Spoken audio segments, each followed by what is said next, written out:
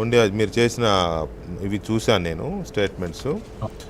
కోడికత్తి case విషయంలో జగన్ రాకపోవడం, కోర్టుకు రాకపోవడం కానీ, అలాగే ఈ గులకరాయి కేసులో ఆయన కోర్టుకు రాకపోవడం కానీ, ఈ విషయాల్లో నేను వదిలేదే లేదు అని మీరు అన్నారు. నిజానికి మీ ఫైట్ సీన్ విషయంలో మీ పోరాటం చూశాను నేను కదా నేను.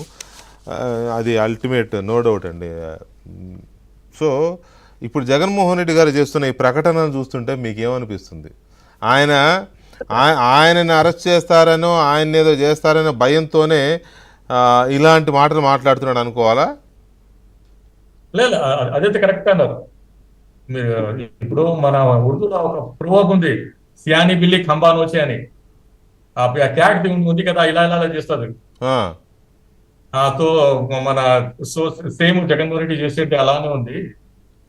ఆయన వైనాట్ 175 అని చెప్పినప్పుడే ఆయన అంటే ఓవర్ కాన్ఫిడెన్స్ ఎంత ఆయనకి స్ట్రాంగ్ గా ఉంటే ఆ రోజు నుంచే అతని పతనం స్టార్ట్ అయింది సార్.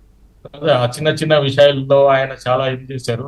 ఒక్క విషయం కాదు, 100 విషయాలు ఉన్నాయి చెప్తే. ఆయన మీద ఒక పుస్తకమే రాసిస్తారు కదా ఆలపట్టి సురేష్ గారు. చదివితే అసలు రక్తం వస్తుంది.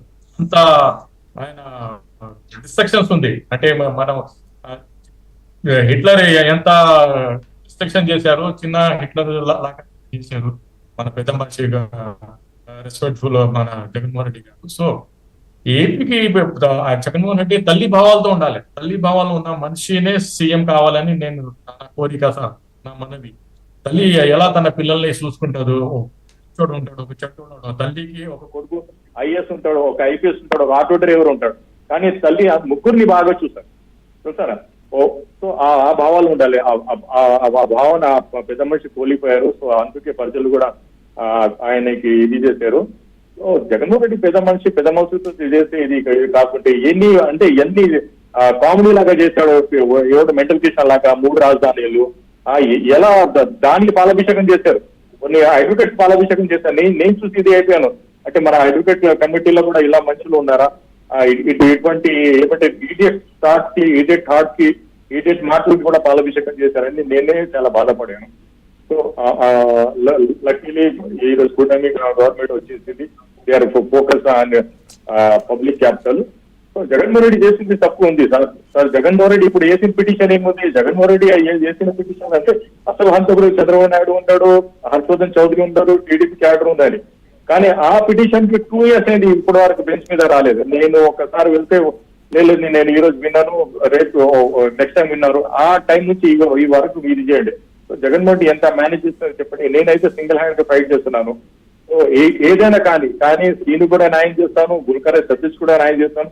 What ever maybe A case నాకు వచ్చింది నేను దాని మీద ఫైట్ చేస్తాను. ఆయనకేమో వ్యవస్థల మీద గౌరవం లేదు, చులకన భావం ఉంది ఆయనకి అన్ని వ్యవస్థల మీద. వ్యవస్థలు కూడా ఆయన తీసుకురాలేకపోతున్నాయి కదా. కోడికత్తి సీని కేసులో కోర్టుకు రప్పించలేకపోయాయి. ఓకే, ఆయన పర్సనల్ గా ఉన్న సిబిఐ కేసుల్లో, ఈడీ కేసుల్లో కూడా కోర్టుకు రప్పించలేకపోతున్నాయి వ్యవస్థలు. సో ఈ సిచ్యువేషన్ లో అలాగే మాట్లాడతాడు. మరి నన్ను ఎవడే బీగుతాడనంటే ఉంది ఆయన ఆలోచన కానీ ఆయన మాటలు కానీ. తప్పు వ్యవస్థలే కనపడుతుంది కదా. 400 టైం మీరు కరెక్ట్ అన్నారు.